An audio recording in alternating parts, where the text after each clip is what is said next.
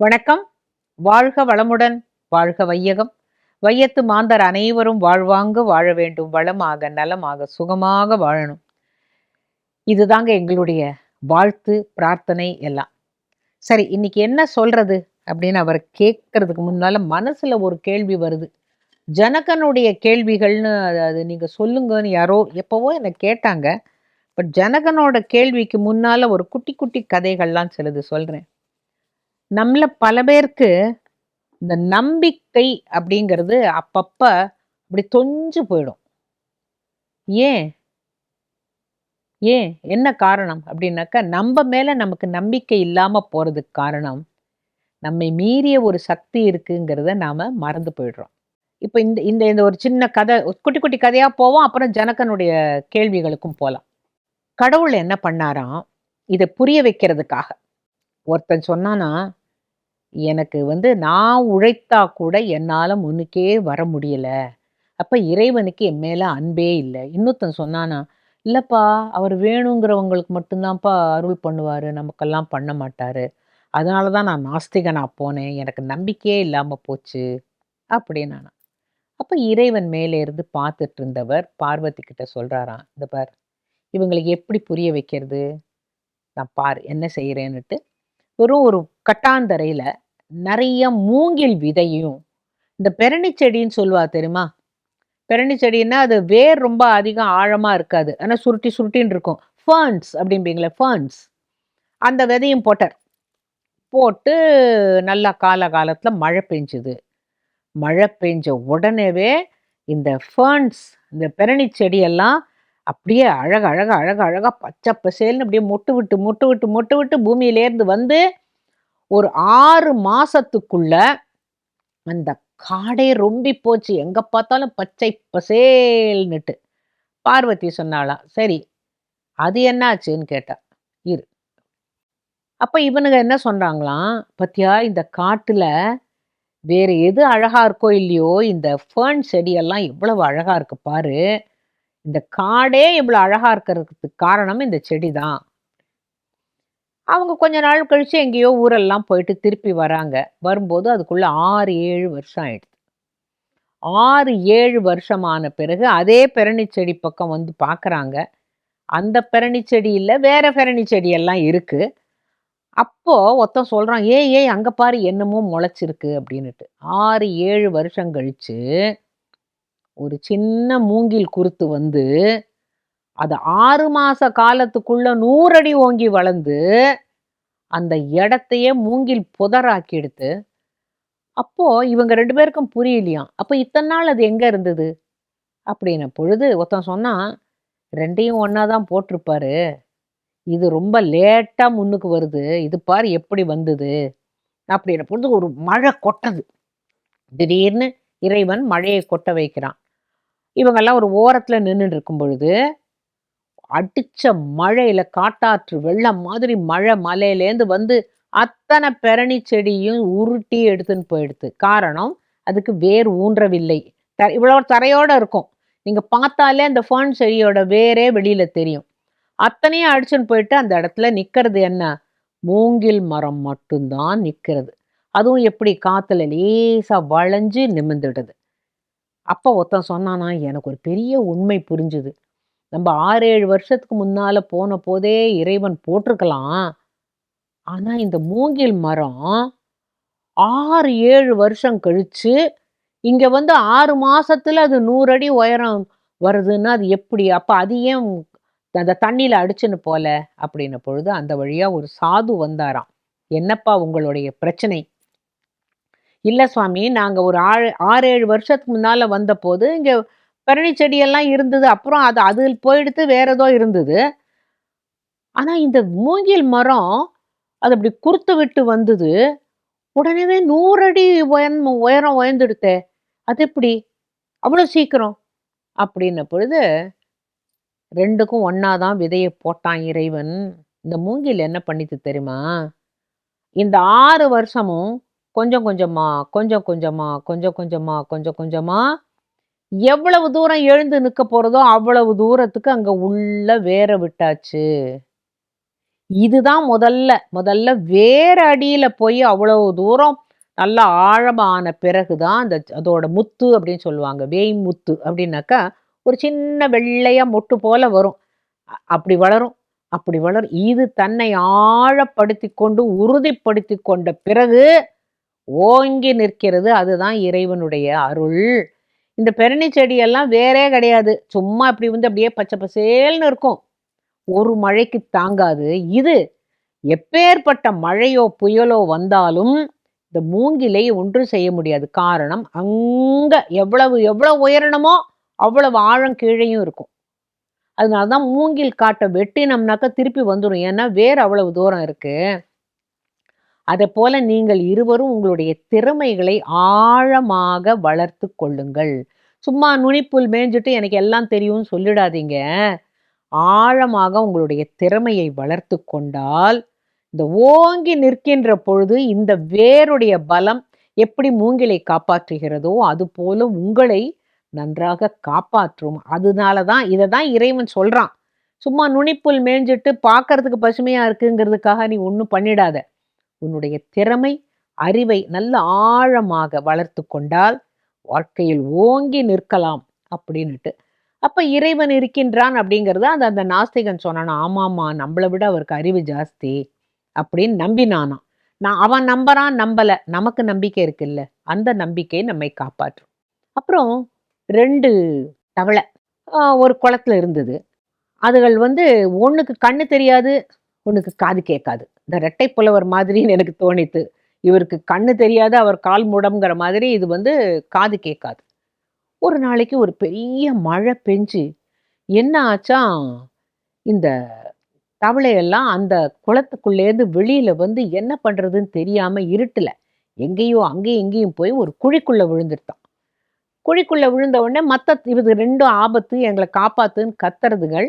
மற்ற தவளைகள்லாம் அதை காப்பாற்றவே இல்லை. நான் அந்த திரௌபதி கதையில கூட ஒரு குஞ்சு தவளை சொன்னேன். அது மாதிரி இந்த தவளைகள் 2ம் குழியில விழுந்தெடுத்து மற்ற தவளையெல்லாம் கவலையே படலை.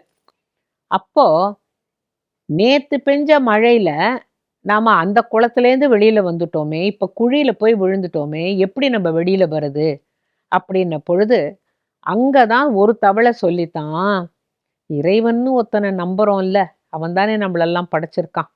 தண்ணீர்லயே பிறக்கிறோம், தண்ணீர்லயே வாழறோம் இல்லையா, அந்த தண்ணீர் நம்மை காப்பாற்றும். அந்த தண்ணீராக அப்புவாக இருப்பவனும் அவனே. அப்பு அப்படின்னாக்க தண்ணின்னு அர்த்தம். அந்த தண்ணியாக இருப்பவனும் அவனே அப்படின்னு சொன்னதுனால இறைவன் நினைச்சாராம், நம்மளை இவ்வளவு தூரம் நம்புகிற இந்த தவளைகளை ஒன்றும் பண்ணிடக்கூடாதுன்னு அன்னைக்கு திருப்பி மழை பெஞ்ச பொழுது அந்த தண்ணி அந்த குழியில் நிரம்பி இந்த தவளைகள் 2 வெளியில வந்த போது மற்ற தவளைகள்லாம் ஆச்சரியமா, அதெப்படி நேத்து குழியில கடந்தீங்கன்னு போது இல்லை மழை பெஞ்சதுனால எங்களுக்கு தண்ணீர் நிரப்பி விட்டான் இறைவன். எந்த குளத்திலேருந்து நாங்கள் வெளியில வந்தோமோ அதே போல இந்த குழியிலையும் தண்ணீர் நிரம்பினதுனால நான் உங்களுடைய உதவியால் வரல, இறைவன் எனக்கு இருக்கிறான் அப்படிங்கிற ஒரு நம்பிக்கையால வந்தோம் அப்படிங்கிறது. இப்ப இந்த மாதிரி சின்ன சின்ன கதைகள் நீங்க குழந்தைகளுக்கு சொல்லலாம். நான் பெரியவங்களுக்காக சொல்லலை இது. இந்த குழந்தைகளுக்கு சொன்னா இறை நம்பிக்கையை நீங்க ஊட்டி வளர்த்தீங்கன்னாக்க, ஏதோ பிறந்துட்டோம் இனி பிறவாத தன்மை வரணும்னா இறை நம்பிக்கை வேணும் அப்படிங்கிறதுக்காக தான் இந்த கதையை சொன்னேன். அந்த கதையும் சொன்னேன். இன்னொரு கதையும் இருக்கு. இன்றே இப்போதே அப்படிங்கிற வார்த்தைக்கு உங்களுக்கு அர்த்தம் தெரியும்னு நினைக்கிறேன். எதை நல்லது பண்ணணும்னு நினைச்சா இன்னைக்கே இப்பவே பண்ணணும் இல்லையா? ஒருத்தர் நிறைய பழைய சாமான்கள் எல்லாம் வீட்டில் வச்சு யாருக்கும் ஒண்ணுமே கொடுக்காம வாழ்ந்து வாழ்ந்து வாழ்ந்து எல்லாம் பழசு பட்டை. ஆனா நீங்க சொல்ற ஆன்டிக் பீசஸ் அப்படின்னு சொல்லலாம். ஆனால் பழுதடைஞ்சு எல்லாத்தையும் சேர்த்து வச்சு வாழ்ந்துகிட்டு இருக்கிறாங்க. அவங்களுடைய ஒரு மகனும் ஒரு மகளும் வெளிநாட்டில் இருக்கிறாங்க. அவர்கள் இருவருடைய காலத்துக்கு பிறகு இந்த வீட்டுக்கு வந்து பார்த்துட்டு அந்த பொண்ணு சொல்றா, அப்பா இருந்த போதே இந்த இந்த ஈஸி சேரை யாருக்கானு கொடுத்துருக்கலாம், இந்த இந்த நாற்காலிகள் எல்லாம் ஏதாவது ஒரு ஓல்டேஜ் ஹோமுக்கு கொடுத்துருந்துருக்கலாம். எல்லாம் அந்த காலத்து மரம், அந்த காலத்து தேக்கு மரம், அந்த காலத்து ரோஸ் வுட்டு எல்லாத்தையும் சேர்த்து வச்சு வீடு பூரா குப்பை. இப்போ உனக்கும் எனக்கும் என்ன வேணும் அப்படின்னு கேட்ட பொழுது அந்த பையன் சொன்னானா, அந்த பார் நான் அங்க வெளிநாட்டுல செட்டில் ஆயிட்டேன். நீ வேற ஒரு கண்ட்ரில செட்டில் ஆயிட்ட. உனக்கும் எனக்கும் இந்த பழசு பட்டையெல்லாம் யூஸ் ஆகுமா? யூஸ் ஆகாது.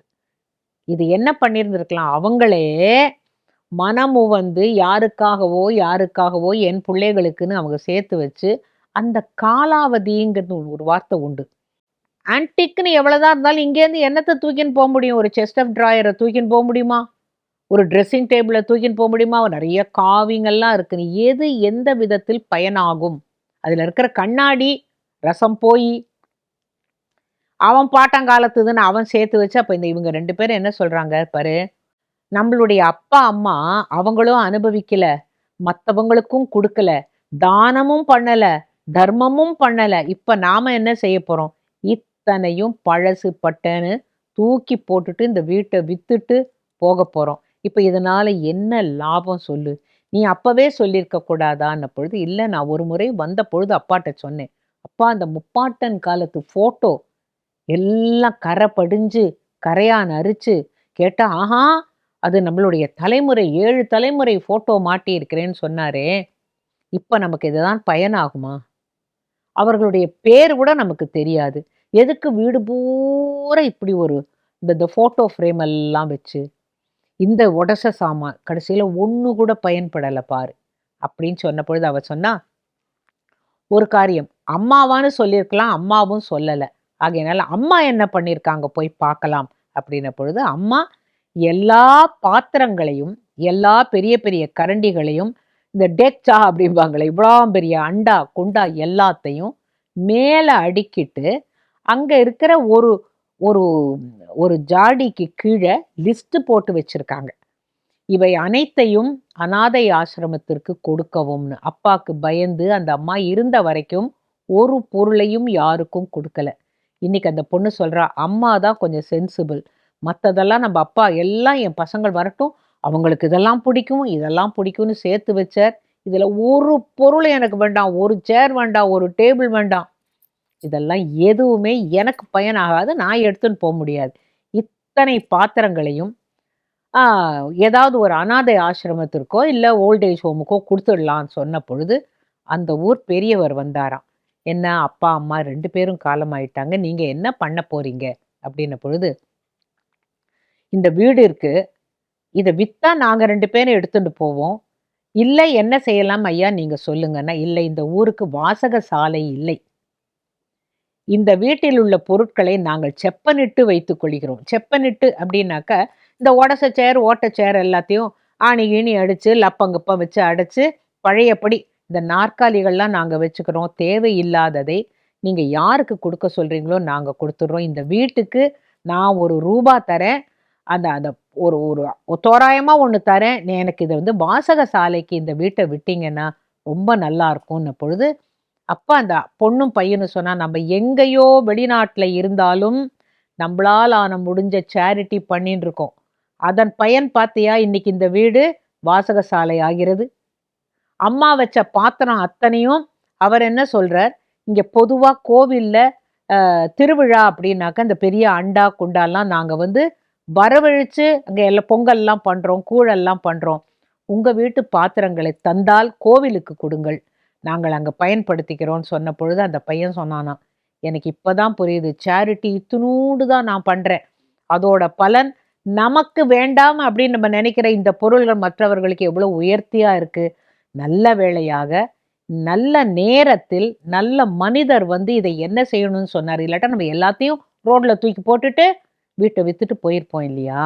அப்படின்ன பொழுது, நான் இங்க என்ன எத சொல்ல வரேன்னா, நீங்க ஏதாவது உங்களுக்கு தேவையில்லாதத குடுக்கணும் அப்படின்னு நீங்க நினைச்சீங்கன்னா, இன்னிக்கே, இப்பவே செய்யுங்க. ஏன்னா, நாளைக்கு உங்களுடைய குழந்தைகள் அமெரிக்காவிலிருந்தோ, ஆஸ்திரேலியாவிலிருந்தோ வந்து எடுத்துக்கொண்டு, இதெல்லாம் எங்க பாட்ட பூட்டன் காலத்து சொத்து என்று சொல்லப் போவதில்லை. மடித்து வைக்கும் நாற்காலியே சுவத்துல சாத்துகிற காலம் இது. இவ்வளாம் பெரிய அந்த ஃபெரூல்லாம் வச்ச பெரிய பெரிய குயின் அண்ட் கால்லாம் வச்ச ஃபர்னிச்சர்லாம் யாருக்கும் பிரயோஜனம் இல்லை. ஏன்னா, யாரும் எதையும் பயன்படுத்தப் போவதில்லைங்கிறத நீங்க இப்ப புரிஞ்சுகிட்டீங்கன்னாக்கா, இந்த கதையோட அர்த்தம் உங்களுக்கு நல்லாவே புரியும். குருவைத் தேடி அப்படின்னு ஒரு சின்ன கதை. குருவைத் தேடி நாம தான் போகணும். ஆனா சில சமயம் அவரே நம்ம கண் முன்னால வருவார். அப்படிங்கிறது ஒரு சொல்லுவாங்க வழக்கு அது. ஒரு முனிவர் தன்னுடைய குடிலுக்கு முன்னால தன்னுடைய சீடர்களுக்கு பாடம் சொல்லி குடுத்துட்டு இருக்கிறாரு. அப்புறம் இந்த பாடம் சொல்லி குடுத்த பிறகு இந்த பசங்கள் எல்லாம், "நீங்க உள்ள போய் சாப்பிட்டுட்டு தூங்குங்கப்பா. எனக்கு இன்னும் கொஞ்சம் எழுதணும்." அப்படின்ன பொழுது அவர் உட்கார்ந்து எழுதிட்டு இருந்தபோது, ஒருத்தன் ஓடி வந்தான்.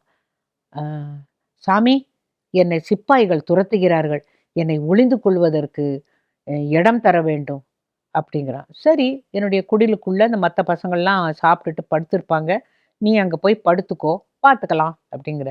நீங்க காட்டி குடுத்துறக்கூடாது. இல்லையேப்பா, நான் உண்மையே சொல்லிக்கிறவன். அவங்க கேட்டாங்கன்னா நான் சொல்லுவேன். அப்படின்னும்போது, அப்ப என்ன பிரயோஜனம்? நான் இங்க உள்ள போயிட்டேனே, நீங்க காட்டி குடுத்துருவீங்களேன்னு. இந்த பாரு, உண்மை வலிது. நான் வேதம் படித்தவன் இந்த குழந்தைகளுக்கெல்லாம் சொல்லி தந்துட்டு இருக்கேன். அந்த சிச்சுவேஷன்ல என்ன ஆகணும், என்ன நடக்கணுங்கிறது இறைவன் வகுத்தது. நீ போ, இந்த மத்த குழந்தைகளோட குழந்தைகளாக நீயும் போய் படுத்துக்கோ. நான் பார்த்துக்கிறேன் அப்படின்னு. அதே மாதிரி சிப்பாய்கள் ஓடி வந்து இந்த பக்கம் கருப்பா ஒருத்தன் வந்தானா தடியான். அவன் வந்து திருடன். அவன வந்து நாங்க பிடிக்கிறதுக்காக வந்திருக்கோம். அப்படின்ன பொழுது இவர் தான் பொய் சொல்ல மாட்டாரே. இவர் என்ன தெரியுமா பண்ணாரு? ஆமாமப்பா, ஒரு கருப்பாக தடிமனாக அதோ கட்டி வைத்திருக்கிறேன் பாரு அந்த அந்த பசுமாடு. அது என்னுடைய தோட்டத்தில் இருந்த செடி எல்லாம் கடித்து விட்டது. அதை பிடிச்சு கட்டி போட்டு வச்சிருக்கேன். இத அவுத்துட்டு போப்பா அப்படின்னாராம். ஐயய்யோ! நாங்க மாட தேடி வரல சாமி, ஒரு மனுஷன அப்படின்ன பொழுது, பார்த்துக் கொள்ளுங்கள். நான் கட்டி போட்டது இங்க வந்து அந்த கருப்பா தடிமா இருந்தத நான் தான் இத கட்டி போட்டேன். நான் உண்மைய தவிர வேறு பேச மாட்டேன்னு உடனே, சரிப்பா, அவர் மாட தான் சொல்றாரு, மனுஷன சொல்லலன்ட்டு அவங்க போன பிறகு, அவன் ஓடி வந்து இவர் கால்ல விழுந்து சொன்னானாம், "நீங்க வேணும்னா நீ வீட்டுக்குள்ளேயும் போய் பாருன்னு ஒரு வார்த்தை உண்மை சொல்லியிருந்திருக்கலாம். நீங்க மாட்டோட நிறுத்திக்கிட்டீங்க. நான் தப்பிச்சேன். நான் ஏன் இப்படி திருடன் ஆனேன்? எனக்கு ஒரு நல்ல குரு கிடைச்சிருந்தா என்னுடைய வழி மாறி இருக்கும்ல." அப்படின்ன பொழுது அவர் சொன்னாராம், "குரு கிடைத்தால் எப்ப கிடைப்பார், ஏன் கிடைப்பார்லாம் ஆராயாமல், குரு என்று நம்பினால் நீ இன்னிக்கே என்னுடைய சிஷ்யன் ஆகலான்ன பொழுது, அவன் தன் திருட்டு தொழிலெல்லாம் விட்டுவிட்டு, அவன் பிறகு பெரிய இவர்ட்ட படிச்சு ஒரு நல்ல பண்டிதன் ஆனான்ங்கிறது கதை. அவர் பொய் சொல்லல. கருப்பா குண்டானோனே, ஆமா கருப்பா குண்டா இந்த மாடு அப்படின்னு கட்டி போட்டிருக்கேன்னு சொன்னாராம். சான்றோர்கள் பொய் சொல்ல மாட்டார்கள். ஏனென்றால் பொய் சொன்னா அவர்கள் படித்த கல்வியோ, அவர்களுடைய பண்பாடோ, ஒழுக்கமோ நிற்காது. அந்த பொய்யில்லாத வாழ்க்கை தான் வாழ்க்கையில மிகச் சிறந்தது அப்படிங்கிறத அவனுக்கு இந்த குரு ரொம்ப அழகா சொல்லி கொடுத்தாரு.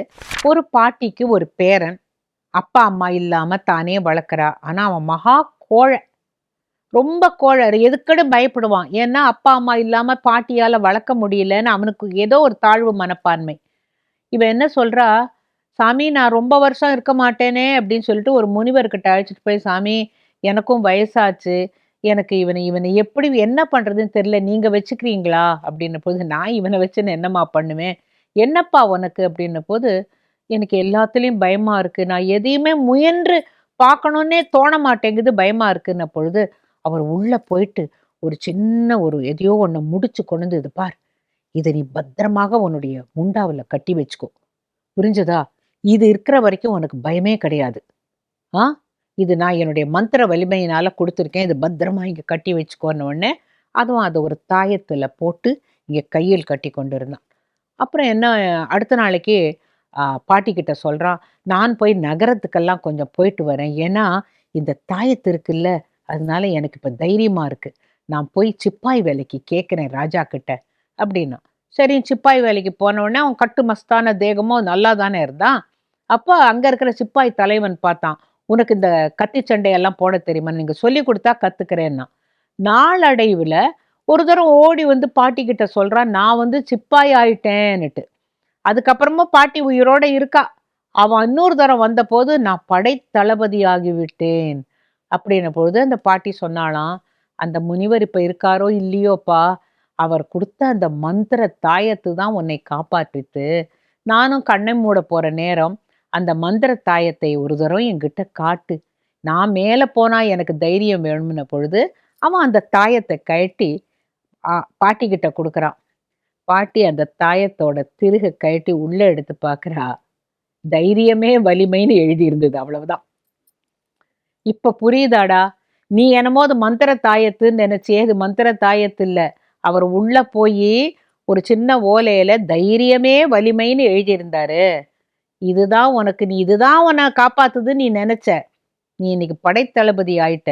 நீ என்ன செய்யணும்? நாட்டு மக்களில் அடுத்த தலைமுறையை கூப்பிட்டு தைரியமா வாழ்வதற்கு, எதையும் ஃபேஸ் பண்ணக்கூடிய தைரியத்தோட, மன வலிமையோட வாழ்வதற்கு எல்லாரையும் நீ தயார் பண்ணு. நீ இதை நம்பி இருந்தானா அடுத்த தலைமுறை இதை நம்பி இருக்க முடியாது. இந்த தாயத்தை நம்பி இருக்க முடியாது.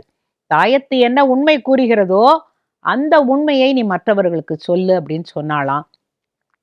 அவன் பெரிய படைத்தளபதியா ஆனது மட்டும் இல்ல, அடுத்த தலைமுறைக்கு கூப்பிட்டு தைரியம், வலிமை, முன்னேற வேண்டும் என்கிற ஒரு உத்வேகம், இதுதான் உன்னை வாழ்வில் முன்னேற்றும் அப்படின்னு சொல்லி வளர்த்தானா. பின்னால பெரிய ஒரு ஒரு அமைச்சர் பதவி கூட அவனுக்கு கிடைச்சிருந்திருக்கலாம். காரணம், இந்த மனப்போக்க நம்ம மாத்திக்கணும். தைரியம் வேணும். எதுக்கு? நல்ல காரியங்களை செய்வதற்கு, நல்ல விஷயங்களை சொல்வதற்கு. அவ்வளவுதான்.